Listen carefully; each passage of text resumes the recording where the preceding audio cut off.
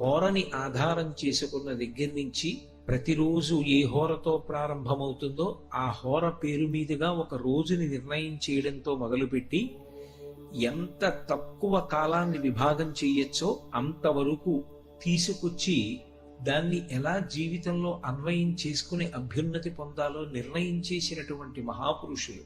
అందుకే ఋషుల యొక్క ప్రజ్ఞని దృష్టిలో పెట్టుకుని ఋషికి రుణపడి ప్రతిరోజు కూడా ఋషి రుణం తీర్చుకోవడానికి ఋషి తర్పణము అని ఒకటి విధానం ఏర్పాటు చేయబడింది. దానితో పాటుగా పుట్టినటువంటి ప్రతివాడికి ఉండేటటువంటి రుణత్రయంలో ఋషి రుణము అని, ఆ ఋషులు మనకి ఇచ్చినటువంటి వాంగ్మయం ఏదైతే ఉందో దాన్ని చదువుకోవడం, ఇతరులకు దాన్ని ప్రబోధం చెయ్యడం అత్యంత ప్రధానమైనటువంటి విషయాలుగా పేర్కొనబడ్డాయి. ఆ ఋషి రుణం తీర్చుకోకపోతే ఆ జీవితానికి అర్థం లేదు. అటువంటి మార్గదర్శకులైనటువంటి ఋషులు భగవంతుని యొక్క ఉపాసనకి సంబంధించినంత వరకు ఏది పరమ పవిత్రమైనటువంటి కాలము అన్నది కూడా నిర్ణయం చేశారు. భాతం అంటే వెలుగు, కాంతి అని అర్థం. ఏ కాంతి అంటే లౌకికంగా మనం వెలిగించినటువంటి దీపము వలన వచ్చినటువంటి కాంతి అని కాదు. జగచ్చక్షువు అని లోకమునకంతటికీ కూడా కాంతి నివ్వగలిగినటువంటి వాడు సూర్య భగవానుడు. ఆ సూర్యోదయం ఎప్పుడవుతుందో అప్పుడు విస్తారమైనటువంటి కాంతి ప్రసరిస్తుంది. అటువంటి కాంతి ప్రసరణం అవడానికి 88 నిమిషముల ముందు ఉన్నటువంటి కాలమేదో దాన్ని ప్రభాతం అంటారు. అంటే ముందున్నది అని అర్థం. దోషం అంటే చీకటి అని ఒక అర్థం. ప్రదోషం అంటే చీకటి పడడానికి ముందున్నటువంటి కాలం, దానినే ప్రదోష వేళ, అసుర సంధ్య, ఉత్తర సంధ్య అని పిలుస్తూ ఉంటారు. అలాగే భాతంనకు ముందు ఉన్నటువంటి కాలం ఏదున్నదో అది ప్రభాతం. అంటే సూర్యోదయం ఎప్పుడు జరుగుతుందో అక్కడ నుంచి 88 నిమిషాలు ముందుకి లెక్క పెట్టుకోవాలి. ఆ 88 నిమిషముల కాలము కూడా ప్రకృతి అంతా కూడా పూర్తిగా భగవత్ శక్తి చేత నిండిపోయి ఉంటుంది. అందుకే దాన్ని బ్రాహ్మీ ముహూర్తము అని పిలుస్తూ ఉంటారు. బ్రాహ్మీ అంటే సరస్వతీదేవి అని ఒక అర్థం. సరస్వతీదేవి యొక్క అనుగ్రహ ప్రసరణము జరిగినటువంటి కాలము కనుక అది పరమ ప్రశాంతమై ధ్యానమునకు మనసు సత్వగుణంతో నిండి ఉండడానికి, కృతజ్ఞతావిష్కారానికి, ఉద్వేగం పొందకుండా ఉండడానికి తగినటువంటి కాలం. అంత యోగ్యమైనటువంటి కాలము కాబట్టే దానికి ప్రభాతం అని పేరు. అటువంటి ప్రభాతం ఏదైతే ఉందో సూర్యోదయానికి 88 నిమిషముల ముందున్న కాలము ఏది ఉన్నదో అది సుప్రభాతం, చాలా మంచి ప్రభాతం అవుతుంది. ఎందుచేత మంచి ప్రభాతం అవుతుంది అంటే కొత్తగా మనం చేసినటువంటి కారణముల చేత కాదు. అది ఎప్పుడూ తనంత తానుగా పరమ పవిత్రమైనటువంటి కాలమే. ఆ కాలమునందు శారదాదేవి యొక్క అనుగ్రహం విశేషంగా ప్రసరిస్తూ ఉంటుంది. అందుకే పూర్వం తెల్లవారుజామున లేచి చదువుకోండి, ఆ కాలంలో చదువుకున్నటువంటి చదువు బాగా జ్ఞాపకం ఉంటుంది అంటుండేవారు. అయితే సుప్రభాతం అది ఎప్పుడు మంచి ప్రభాతం అవుతుంది అంటే ఆ కాలమునందు నిద్ర లేవడం అనేటటువంటిది ఒక గొప్ప అలవాటు. అందుకే ఆదిత్య హృదయంలో ఒక నామం ఉంటుంది, కృతఘ్నఘ్నాయ దేవాయ జ్యోతిషాం పతయే నమః అని.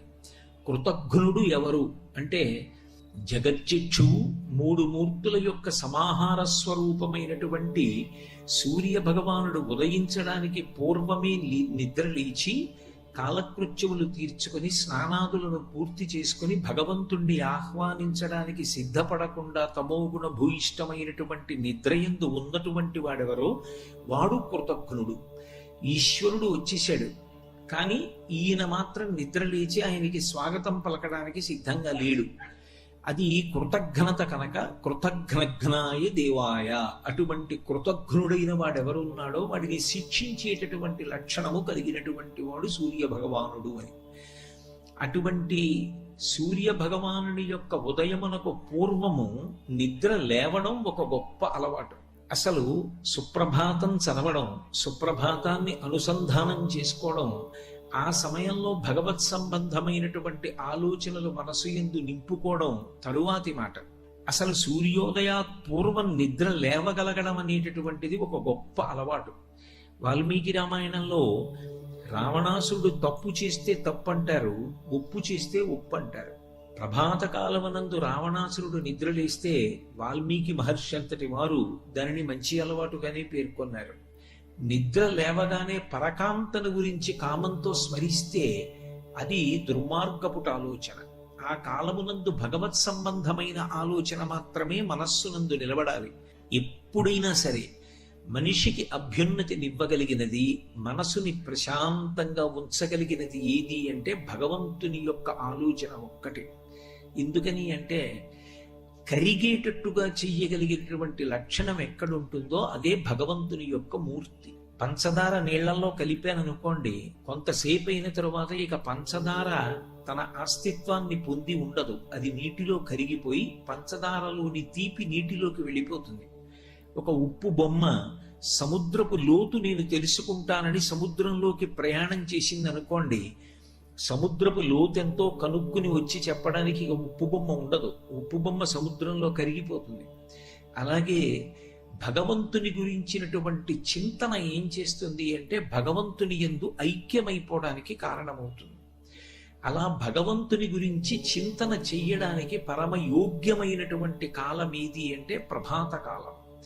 అప్పుడు సాధన ప్రారంభం చేస్తే, ఆయన గురించి ఆలోచించడం అన్నది ప్రారంభం చేస్తే క్రమక్రమంగా ఉపాసన బలపడుతుంది.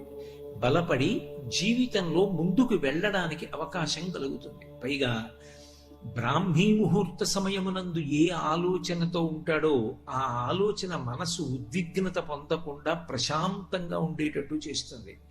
ప్రశాంతమైనటువంటి మనసు నుండి ప్రశాంతమైన ఆలోచనలు, సరి అయినటువంటి నిర్ణయములు, సరి అయిన నిర్ణయముల వలన సరి అయిన కార్యములు రూపుదాల్చి తాను అభ్యున్నతిని పొందుతాడు, సమాజము అభ్యున్నతిని పొందుతుంది. అందుకే సుప్రభాతమునకు విశేషమైనటువంటి ప్రాధాన్యత ఏర్పడింది. అయితే సుప్రభాత పఠనం, పఠనం అంటే చదవడం, సుప్రభాత గానము అంటే పాడడం, లేదు ఆ సమయమునందు భగవత్ చింతనము, భగవంతుని గురించి ఒకసారి ఆలోచించడం. నిజానికి సుప్రభాతం ఎక్కడ మొదలవుతుంది అంటే భగవంతుని గురించి ఆలోచించడంతో మొదలవుతుంది. ఎందుకనంటే మీరు ఒకటి బాగా ఆలోచించండి. నేను ఇప్పుడు ఇక్కడ ప్రవచనం చేస్తున్నాను అనుకోండి, ఈ ప్రవచనం చేయడానికి ముందు ఏ విషయం మీద మనం వెళ్ళి ప్రవచనం చేస్తే బాగుంటుంది అని ఒక చింతన ఉంటుంది.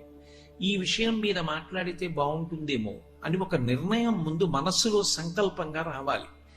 అది దృఢతరమై తప్పకుండా నేను వెళ్ళాలి అని అనుకున్నాను అనుకోండి, మనస్సులో వచ్చినటువంటి ఆలోచన క్రియారూపంగా మారింది 6:30 ఇప్పుడు. అసలు ముందు మనసులో ఒక మంచి ఆలోచన వస్తే కదా ఒక మంచి కార్యం. మంచి ఆలోచన రానప్పుడు అది మంచి కార్యంగా ఎలా మారుతుంది? మారదు. మనసులో దుష్టమైన సంకల్పములు వస్తే దుష్టమైన కార్యములే చేస్తాడు, మంచి సంకల్పములు వస్తే మంచి కార్యములు చేస్తాడు. అందుకే సుప్రభాతమునకు ప్రారంభం ఎక్కడుంటుంది అంటే స్మరణ యందు ఉంటుంది. స్మరణము శరీరమునందున్నటువంటి మిగిలిన ఏ అవయవమునకు కానీ, సూక్ష్మ శరీరంలో ఇతరమైనటువంటి ఉపకరణములకు కానీ చెందినది కాదు. స్మరణము ఒక్క మనసు మాత్రమే చేస్తుంది. స్మరణ అంటే జ్ఞాపకానికి తీసుకురావడం, ఒకసారి గుర్తు చేసుకోవడం. ఆ గుర్తు చేసుకోగలిగినటువంటి లక్షణం ఎవరికి ఉంటుంది అంటే ఒక్క మనస్సుకే ఉంటుంది. అందుకే పైకి ఏమీ చదవకపోవచ్చు, పైకి ఏమీ పాడకపోవచ్చు, కానీ చింతనము తంతు అంటారు. తంతువు అంటే దూది పట్టుకుని సాగతీస్తే తీగ కింద ఎలా వెడుతుందో అలా చింతనము కొనసాగినా కూడా సుప్రభాతమే కాదు. భగవంతుని గురించినటువంటి ఆలోచన ఒక పద్ధతిలో వెళ్ళడం కోసమని మహాత్ములైనటువంటి వారు సుప్రభాత రచన చేస్తారు. ఒక్కొక్క దేవాలయంలో ఒక్కొక్క రకమైనటువంటి సుప్రభాతాన్ని గానం చేస్తారు. ఆ సుప్రభాతాన్ని బట్టి ఆ క్షేత్రమునందు ఉన్నటువంటి స్వామి వైభవాన్ని స్మరణకి తెచ్చుకొని మనసుకి ఆలంబనం ఇస్తారు. ఆలంబనము అంటే ఆధారము అని. ఓ పసిపిల్లవాడు ఉన్నాడు అనుకోండి, వాడికి మీరు ఏ వస్తువు ఇవ్వలేదనుకోండి, వాడు ప్రమాదకరమైనటువంటి వస్తువు కూడా ముట్టుకుంటాడు.